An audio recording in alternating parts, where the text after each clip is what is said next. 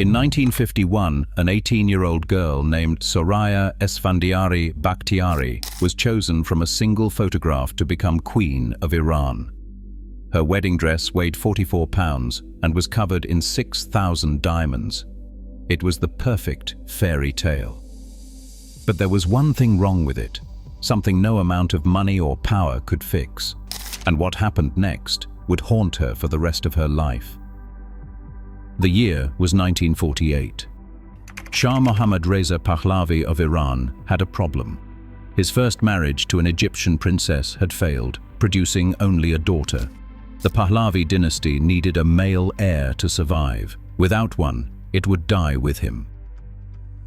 His sister Princess Shams was in London when she spotted a young woman at a diplomatic reception, half Iranian, half German, with striking green eyes. Shams was captivated. She sent a photograph to her brother in Tehran. The moment the Shah saw it, he was smitten. Soraya was invited to the royal palace in Tehran. She was just 18 years old, studying English in London, with no idea her life was about to change forever. 2 days after arriving, she attended a formal dinner with the Queen Mother. During the meal, Shah Mohammad Reza walked in wearing his crisp military uniform. Soraya would later describe him as magnificent. The next morning, her father delivered an unexpected question. "The Shah liked you very much. Are you ready to marry him?" She was 18. She barely knew him. But she said yes. Within days, a 22-carat Harry Winston diamond was on her finger. The wedding took place on February 12, 1951, inside the glittering Hall of Mirrors at Tehran's Golestan Palace. 2,000 guests filled the room, including the Aga Khan. 1.5 tons of orchids, tulips and carnations had been flown in from the Netherlands. Joseph Stalin sent a mink coat and a desk set with black diamonds. President Truman sent a crystal bowl, but nothing compared to the bride herself. Christian Dior had created the gown personally. 37 yards of silver lame fabric studded with 6,000 diamond pieces and covered in 20,000 white marabou feathers. It weighed 44 pounds, so heavy that minutes before the ceremony, attendants had to cut 8 meters off the train just so Soraya could walk. But there was one shadow over the celebration that no one wanted to speak about. Days before the wedding, Soraya had contracted typhoid fever. She was so weak she could barely stand at the altar, shivering beneath the weight of her gown while 2,000 guests watched in silence.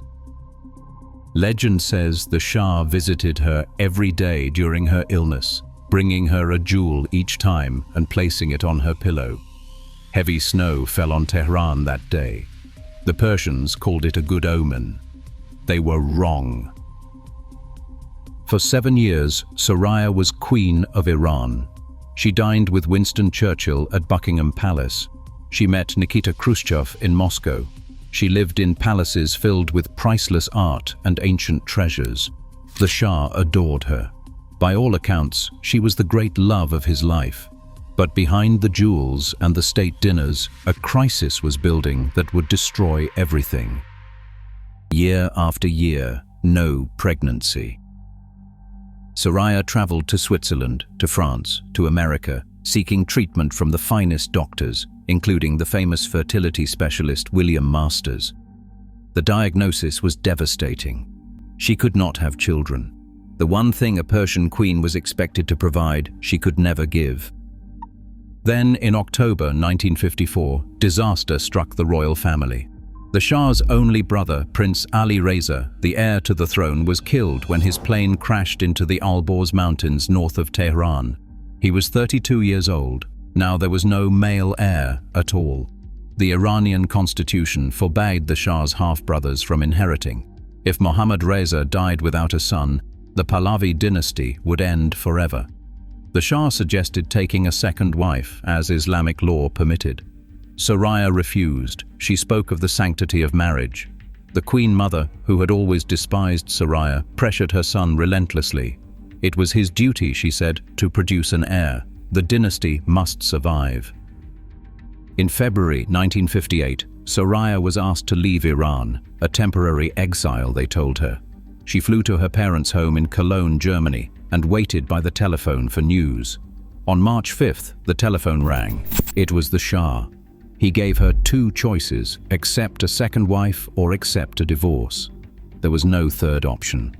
On March 21st, the Iranian New Year, Shah Mohammad Reza Pahlavi appeared on national television before millions of his subjects. He was weeping openly as he announced the divorce.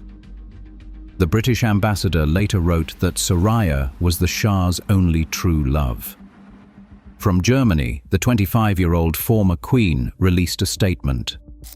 She called it a sacrifice of her own happiness for the welfare of the state. She received a penthouse worth $3 million in Paris on Avenue Montaigne, and the title, Her Imperial Highness Princess Soraya of Iran. But she had lost her country, her purpose, and the only man she ever loved. She never remarried. She never removed his engagement ring from her finger, not even once. The paparazzi followed her everywhere for decades, photographing her solitary walks through Paris, and they gave her a name that would define her forever: the Princess with Sad Eyes. Then, in 1979, everything changed. The Islamic Revolution swept through Iran. Shah Mohammad Reza Pahlavi fled his country, terminally ill with cancer, a dying king without a kingdom.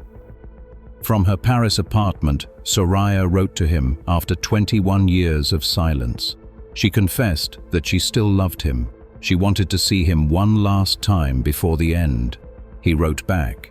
He still loved her too. He had always loved her. They planned a secret meeting in Cairo.